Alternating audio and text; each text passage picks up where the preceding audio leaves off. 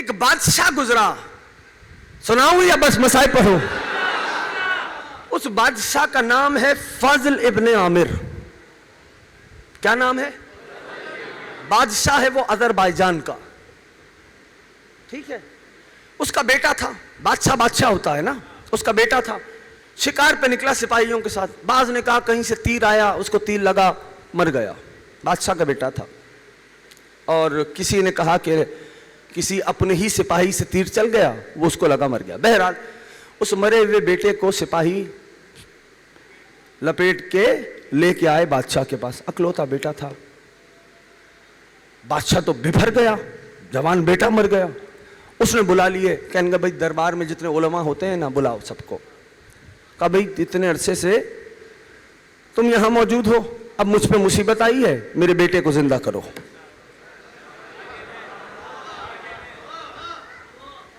میرے بیٹے کو زندہ کرو۔ کہنے گے یہ تو اللہ کا کام ہے بھائی، یہ تو ہم نہیں کر سکتے، کیسے کریں، امکان ہی نہیں۔ بادشاہ چونکہ جلال میں تھا، بیٹا مر گیا، جلال میں تھا، کہنے کا اٹھاؤ ان سب کو، وزیر سے کہا ان سب کو اٹھاؤ اور ان سب کو زندان میں قید کر دو جب تک یہ میرے بیٹے کو زندہ نہیں کرتے۔ وزیر نے کہا سرکار کدھر آپ ادھر بیٹھے، یہ تو زندگی بھر قید میں پڑے رہے، چوٹی نہیں زندہ کر سکتے، کب اتنے عرصے سے میرا کھا رہے ہیں، آج مجھ پہ مشکل آئی ہے تو یہ کام نہیں کر سکتے؟ نہیں سرکار آپ کیسی بات کر رہے ہیں، یہ تو چونٹی زندہ نہیں کر سکتے، مطلب یہ کیسے کریں گے؟ کہا پھر، کہا میں نے سنا ہے اللہ کا نبی مردوں کو زندہ کرتا تھا۔ توجہ کرنا، اللہ کا نبی مردوں کو زندہ کرتا تھا۔ اب بادشاہ کے کان کھڑے ہوئے، کہا اچھا؟ کہا ہاں۔ کہا نبی تو دنیا سے پردہ فرما گئے۔ کہا ان کا جانشین برحق علی مرتضیٰ، ان کا بھی یہی دعویٰ ہے، اور وہ بھی مردوں کو زندہ کرتے تھے۔ کبھی بلاؤ؟ کہ نہیں علی کی تو شہادت ہو گئی۔ وزیر سے بادشاہ نے کہا بھائی میں تو اسی مصیبت میں پھنسا ہوا ہوں نا پھر۔ کہ نہیں ابھی بات تو مکمل ہونے کا، جلدی بتا کیا بات ہے۔ کہنے لگا بادشاہ معاملہ یہ ہے کہ علی کا ایک جانشین ہے، اس کا نام ہے حسن مجتبیٰ، اس کا بھی یہی دعویٰ ہے، اس لیے کہ امام اس وقت تک امام ہو نہیں سکتا جب تک حیات و موت کو ٹھوکروں میں نہ رکھے۔ یہ عقیدہ ہے تشیع کا۔ زیارت جامعہ پڑھنا اس زیارت میں موجود ہے کہ رزق آپ کے وسیلے سے زمین پہ آتا ہے، بارش آپ کے سبب زمین پہ برستی ہے، اور زیارت جامعہ جو ہے وہ امام کی تعلیم کردہ زیارت ہے۔ اب بادشاہ کے کان کھڑے ہوئے، کہا حسن مجتبیٰ موجود ہے؟ وزیر نے کہا ہاں موجود ہے۔ سنیں گے تو چلوں میں آگے؟ کہا ہاں موجود ہے۔ کہا جا جلدی۔ کہاں کا رہنے والا ہے بادشاہ؟ آذربائیجان۔ کہا بس جا، 3 دن کی مہلت دے رہا ہوں۔ وہ زمانہ 3 دن کی مہلت دے رہا ہوں، جا لے کے آ فرزند رسول کو، اور اگر 4تھا دن نمودار ہوا گھر بار جلا دوں گا، بیوی بچوں کو قید کر لوں گا، مال ضبط کر لوں گا۔ اب بادشاہ تو ہے، کہہ گیا۔ اب وزیر سر جھکا کے چلا، کیا کروں؟ 3 دن امپاسبل، کہاں آذربائیجان کہاں مدینہ، امپاسبل، کیسے کرے گا معاملہ؟ بس شہر کی سرحد پہ آیا، توجہ ہے، شہر کی سرحد پہ آیا۔ میں نے کل ایک بات کی تھی، وہ کون سی بات تھی؟ دعائیں، زیارات، مناجات، یاد ہے نا؟ بس اب رکھنا ذہن میں۔ جیسے شہر کی سرحد پہ آیا نا، مصلی بچھایا، 2 رکعت نماز پڑھی، سر سجدے میں رکھا وزیر نے، اور کہنے گا ان کنتا تسمع مناجاتی فاغثنی، اے ابن علی اگر آپ میری سرگوشی سن رہے ہیں، یا صاحب زمان، یا صاحب زمان، اگر آپ میری سرگوشی سن رہے ہیں، فاغثنی، میری مدد کریں۔ کتاب میں فقرہ موجود ہے کہ بس یہاں اس کی مناجات مکمل ہوئی۔ اذا برجل رفسہ برجل، جو عربی میں چاشنی ہے نا، اردو میں نہیں آ سکتی۔ اذا برجل رفسہ برجل، ادھر اس کی مناجات مکمل ہوئی۔ اے ابن علی اگر آپ میری سرگوشی سن رہے ہیں، فاغثنی، کتاب لکھتی ہے بس یہاں وہ سجدے میں یہ کہہ رہا تھا نا، اذا برجل، ایک رجل آیا، رفسہ برجل، اس نے اپنے پیر سے اس کے پیر پہ ٹھوکر ماری۔ وہ جو وزیر سجدے میں تھا، سر اٹھا کے کہنے لگا من انت، آنے والے نے کہا کانا طلب تو کہا جس کو پکار رہا تھا. یا صاحب یا صاحب الزمان، اے مولا ہمیں بھی ایسی زبان دے دے کہ ہم تمہیں پکارے اور تو آ جا. ہمارا ایمان ہے، ہم تجھ سے باتیں کرتے ہیں، تو سنتا ہے میرے مولا. کانا طلب تو کا جسے پکار رہا تھا وہ آ گیا. سردار آ گئے؟ ہاں آ گیا. ہاں آ گیا. چلے سردار؟ ہاں راستہ بتا.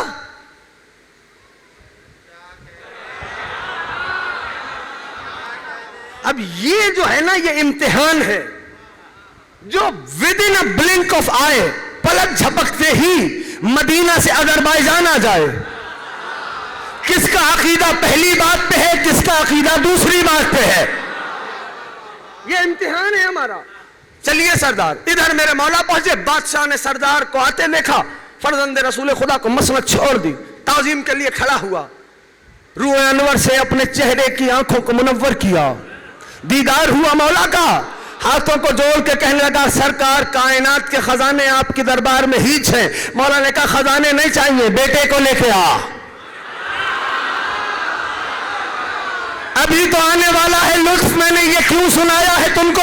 کہا بیٹے کو لے کے آ. قالین میں لپٹا ہوا وہ مردہ اس کا جوان بیٹا تھا. اور مولا نے ٹھوکر ماری، فرمایا قم باذن اللہ، اٹھ اللہ کے حکم سے. بیٹا اٹھ گیا. بادشاہ بیٹے کو گھما کے دیکھ رہا تھا، بیٹا بھی زندہ ہو گیا، زخم بھی کوئی نہیں ہے. کہنے لگا ہاتھوں کو جوڑ کر بادشاہ فضل ابن عامر کہنے لگا سردار کلمہ تو پہلے بھی پڑھتا تھا لیکن آپ دوبارہ پڑھواؤ. مرضی ہے بھائی تمہاری. کلمہ تو پہلے بھی پڑھتے تھے لیکن آپ ایک بار پھر دوبارہ کلمہ پڑھائیں. میرے مولا نے کلمے کو جاری کروایا اور پھر اس نے کہا اے میرے سردار، اے فرزند رسول خدا، خزانے کائنات کے ہیچ ہے آپ کی نگاہ میں. مولا کہوں جملہ؟ مولا میری ایک جگر پارا ہے، جگر گوشہ ہے، اس کا نام ہے رملہ. میں چاہتا ہوں آپ اسے اپنی کنیزی میں قبول کریں. امام نے قبول کیا، اپنا نکاح خود مولا نے پڑھایا. کچھ عرصے بعد امام کو اس بی بی سے ایک اللہ نے بیٹی عطا کی، اس بیٹی کا نام پڑا فروا. اس طرح وہ بی بی کہلائی ام فروا.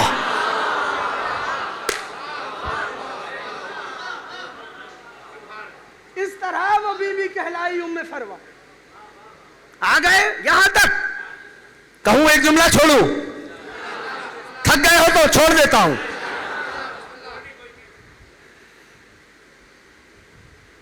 بیٹی ملی، نام اس کا رکھا سردار نے فروا. اس طرح وہ بی بی کیا کہلائی، کنیت کیا بنی شہزادی کی؟ ام فروا. گھر میں ہے. مولا نے دیکھا کیا ہوا. کہ فرزند رسول اگر ایک بیٹا بھی ہوتا، بس اللہ نے اس سبب امام مجتبیٰ کو جناب قاسم دیے. سننا، ابھی مصائب نہیں پڑھ رہا میں. تھک گئے ہو تو پھر سنا دوں گا کبھی. مولا قاسم عطا ہوئے. اب کتاب کے جملے سنو. یہ جو آل محمد ہے نا، یہ اپنے بچوں کے نام یوں ہی نہیں رکھ لیتے. سمجھنا، یوں ہی نہیں رکھتے. کتاب میں فقرہ ارتجالاً یوں ہی نہیں رکھتے، بلکہ جو نام دیتے ہیں اس نام کی تمام صفتیں اس ہستی میں ہوتی ہیں.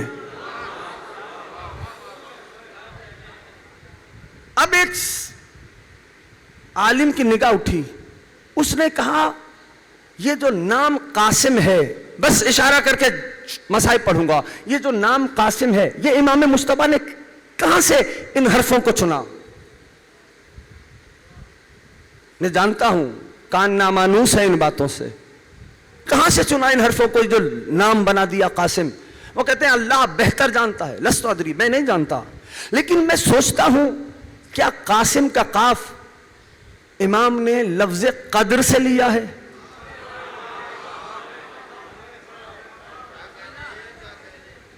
پتہ نہیں، بات چھڑ گئی ہے، آ گئی منزل نہیں آئی، بچے آمادہ ہیں، جوان آمادہ ہیں اس طرح کی بات سننے کے لیے؟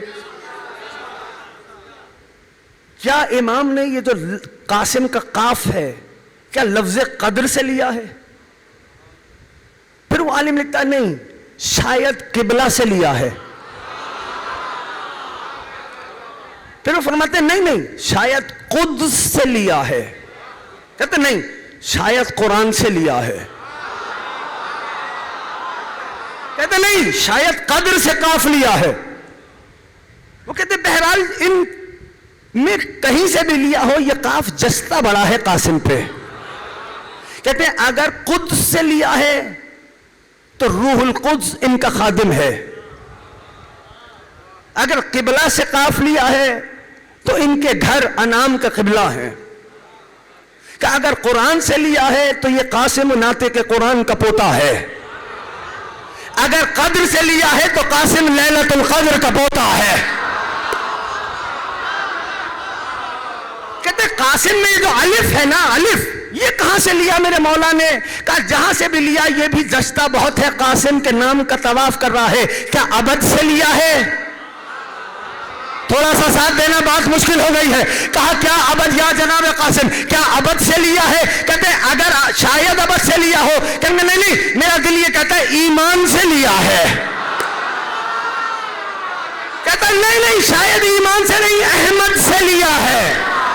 کہتا ہے نہیں احمد سے بھی نہیں، احد سے لیا۔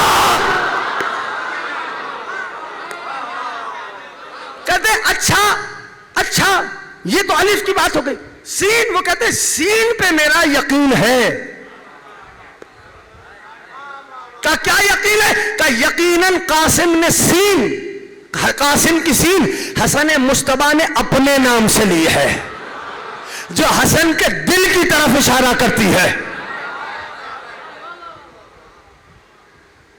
اور میم تو ظاہر ہے اپنے نانا محمد کے نام سے لی ہے۔ جب یہ ساری چیزیں جمع ہوتی ہیں تو حسن کا قاسم بنتا ہے۔